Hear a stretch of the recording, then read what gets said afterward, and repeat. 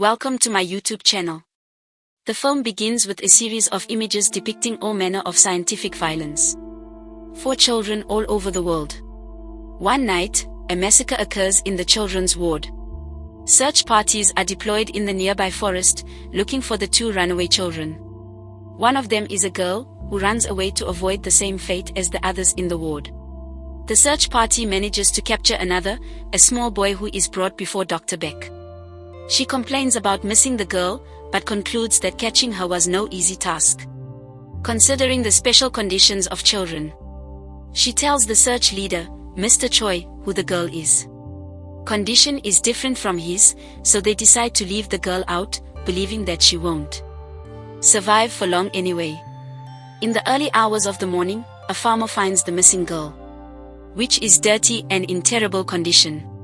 He and his wife are seen by a doctor, and he tells them her condition will be stable and she will recover. However, the doctor believes that the girl may suffer from amnesia, forget both your name and age. The farmer's wife, on leaving, senses how the unconscious girl still has the strength to hold her hand, beginning a bond in the process. 10 years later, the girl, now named Ja-yoon, grows up with Mr. and Mrs. Ko as he had real parents. Ja-yoon drives and does family chores because of her parents' sensitive nature. Condition, living a relatively normal life in rural areas. During a family dinner, news of the alleged murder of a geneticist and the cause of adverse events in the livestock economy. Mr. to question whether to sell some of his cattle, much to Ja-yoon's chagrin. That night, after taking a shower, Ja-yoon gets a severe headache, and then researches Alzheimer's online to learn more about her mother's condition. The next day, Ja-yoon meets her friend Do Myung-hee at the bus stop. On the road, Myung-hee Jae tells Yoon about a TV contest called Birth of a Star, which offers $500,000 as the top prize, and says that this money can help her support her family's livestock and help her mother improve. Sehat Ja-yoon auditions for a competition, where she is told that although she does not sing well, at least she has the intelligence and beauty to back it up.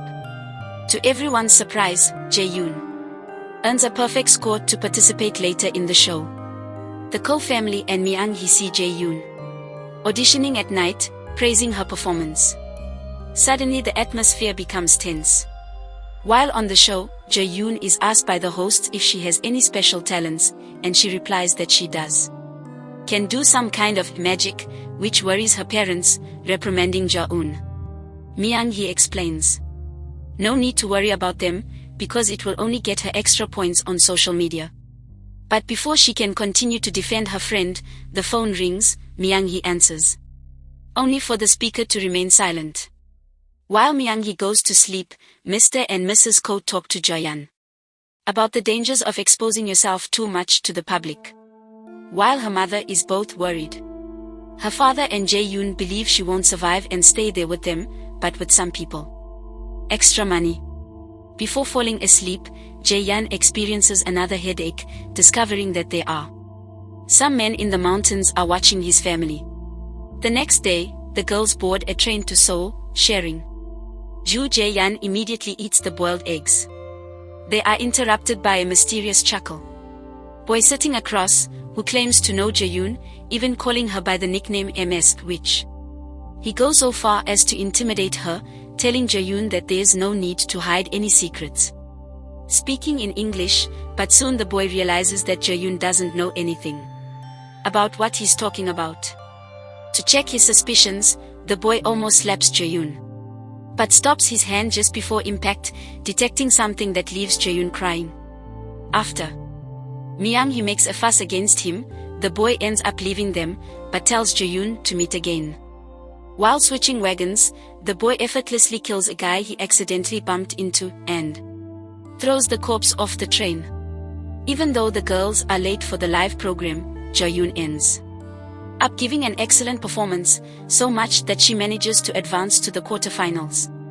As the program airs, Dr. Beck and Mr. Choi recognize Ja-yoon on TV, marveling at how the missing girl managed to survive in the end. After leaving the competition, Ja-yoon suffers another headache that forces her to go to the bathroom to calm down. In a flashback during a checkup at the neurologist, the doctor tells Ja-yoon that she needs an expensive surgery and that her life is a race against time. When Ja-yoon asks how long she has left, the doctor tells her 1 to 3 months, and that a marrow transplant from her birth parents is the only way to make it effective. Back in the present, Myung-hee finds Ja-yoon and tells her that they must return to the train. They try to take a cab, but instead, a car parks in front of them, with bad-looking guys surrounding them. They claim to know Ja-yoon, but thanks to some kids passing by, the girls manage to distract the men and get into a cab. On their way back home, Myung-hee leaves Ja-yoon alone for a moment at the bus stop, and in front of her parks the same mysterious boy from the train, who starts talking in both Korean and English about the man from before to see if Ja-yoon understands him. But she's speechless. The boy says goodbye, telling Ja-yoon that she'd better go home. After the boy leaves, Ja-yoon runs off looking for a cab and tells Myung-hee to ask his dad to come to his house to make sure his parents are okay, since he's with the police. Officer Do does this and intercepts the van of the mysterious boy, who is accompanied by some henchmen. Upon arrival, the girls don't find Officer Do, and Ja-yoon detects danger inside the house, only to find her parents and the officers playing in the living room, with no sign of the mystery boy. As they say goodbye, Officer Do asks Ja-yoon if she knows the guys from before, commenting that they are actually Americans. Ja-hoon tells him that she doesn't, and that she might have been mistaken for someone else. In the next scene, a man goes to a rural resort with his driver. When he arrives, he finds the dead bodies of his family in the greenhouse, and the mysterious guys being the killers. Apparently, they were supposed to kill the man, but not happy with that, they proceeded to kill his entire family. The driver goes to the man's rescue with a gun, but he's also intercepted by the mysterious boy, who injured him off-screen. The helpless driver tries to defend himself, but the boy uses some sort of telekinesis to trigger the gun in front of him, and causing the driver to shoot himself against his will. The group set the place on fire and drives off. The next day, Dr. Beek reads in the news how a gene researcher died with her family in a house fire. She discusses with Mr. Choi about the girl's situation and tells him not to worry for her, even though he wants to do something about it. The woman also asks Mr. Choi about his condition, and he reveals that under his gloved hand there's black, lumpy skin. Another of the gene researchers asked Mr. Choi to kill the girl, but to bring her brain to study her special condition. Meanwhile, Myung-hee discusses the possibility of a fan club for Ja-yoon and her future stardom over family dinner, but everything is interrupted when Mrs. Koo wonders why she and her husband are eating. They take Ja-yoon to an abandoned complex, the one that used to house her and the other special children. Ja-yoon is placed in a glowing experimentation room, where she hears Dr. Beek's voice. Dr. Beek believes Ja-yoon's alibi of amnesia due to the brutal damage during the night she escaped, and that if she still had her memories, she wouldn't have exposed herself so easily on TV. Ja-yoon is injected with a substance that triggers her past memories. Now she remembers all the cruel experiments years ago.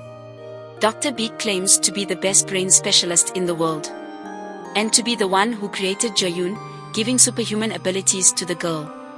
Her plan at the time was to train a series of gifted children as weapons, but there was a change of plans when she learned of the side effects the children went through when they were transplanted with modified physical genes. The children began to become aggressive, and were harder to contain. Ja-yoon was the closest specimen to perfection, but fearing that she was going to get out of control, HQ wanted her and other children erased, ending Dr. Beek's research. Despite refusing, she ended up accepting it, but she underestimated Ja-yoon's abilities that night. So the girl escaped far away. They never believed that a weapon like Ja-yoon could have a normal life, so they left her for dead, at least until she appeared on the TV show and showed off her telekinetic ability. Dr. Beek tells Ja-yoon that because of her condition, the migraines are getting worse, and that she will die of a hemorrhage at any moment. Ja-yoon is in agony, and they end up injecting her with a second dose that will unlock her 100%, though it will only last for a month. The woman says that from now on, Ja-yoon will need 1 dose of the substance per month in order to survive. The situation takes a turn when Ja-yoon reveals that her true plan was to have that substance in order to be free from her pain, something the mysterious boy notices, so he and his henchmen decide to go to the scene. Now Ja-yoon remembers everything, managing to outwit the communication equipment, killing her guard and getting hold of a weapon. Dr. Beek releases some gas in the room before it's too late, but Ja-yoon manages to hit an exit in the ceiling vents. She gets through to the next room and points toward the doctor. Ja-yoon confesses that this was her plan all along, to go unnoticed and then find the doctor and her criminal group and have them give her the cure for her illness, a plan she has kept secret for years. Ja-yoon assures that she will kill everyone who hurt her in the past and shoots the doctor in the knee, asking where the rest of the cure is. Mr. Choi's group arrives at the building and has a confrontation with the boy's henchmen, but loses in the process. The only one left standing is Mr. Choi himself, revealing that he is the same one who had trapped the kid during the night Ja-yoon escaped, this kid being the mysterious boy. In the commotion, the boy makes his way to where Ja-yoon is, attacking upon finding her.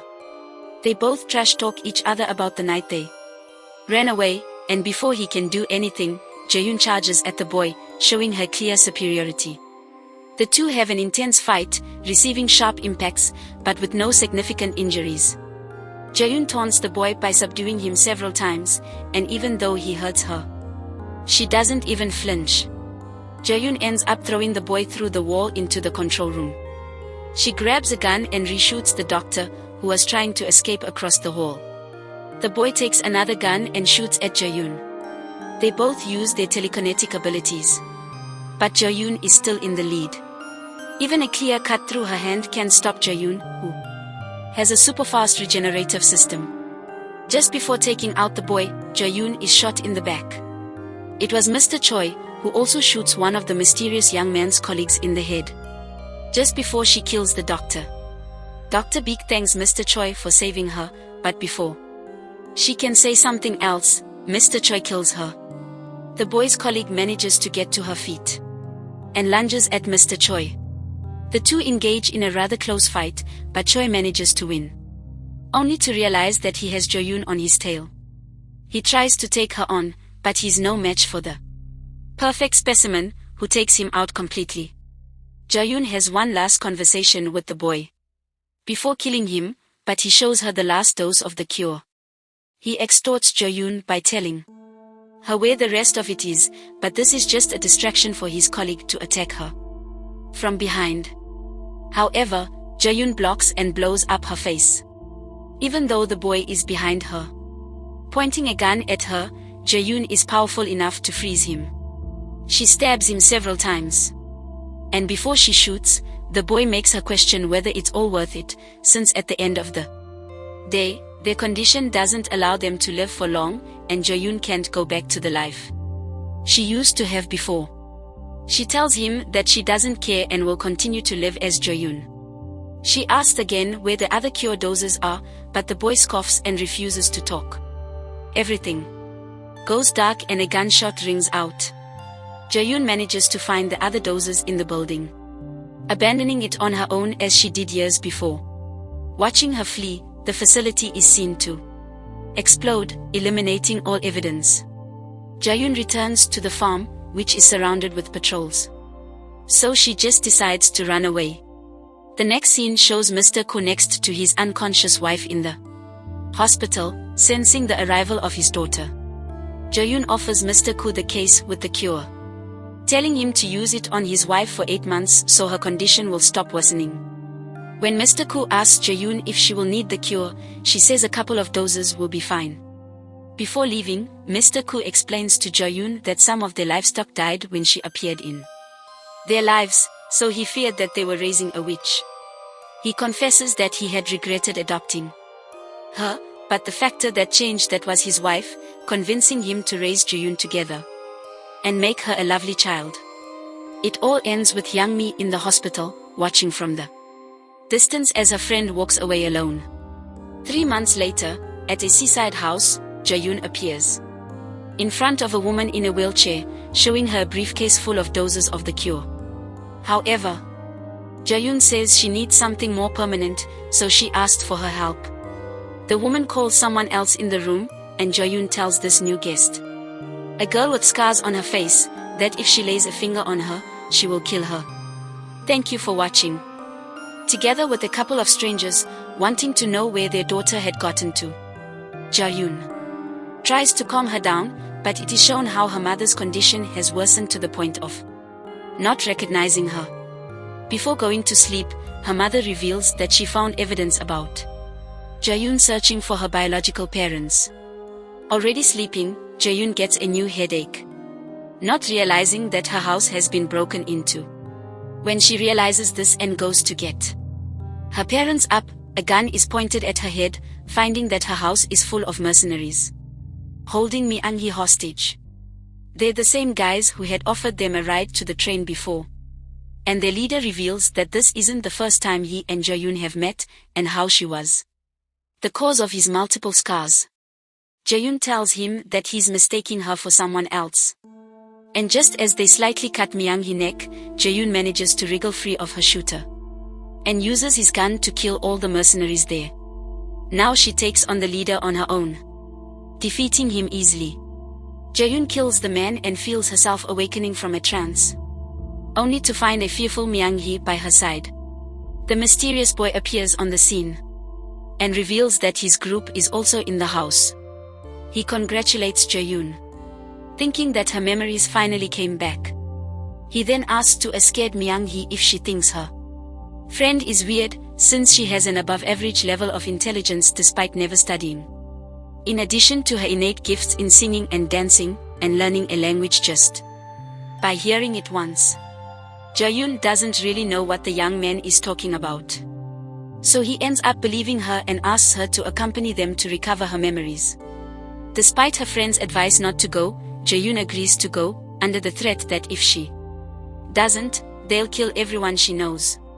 During their car ride, the mysterious boy reveals that having come to the cool farm as a child was no coincidence, but that Ja-yoon had selected them because they were more vulnerable to having a kid after they had lost their son and grandson.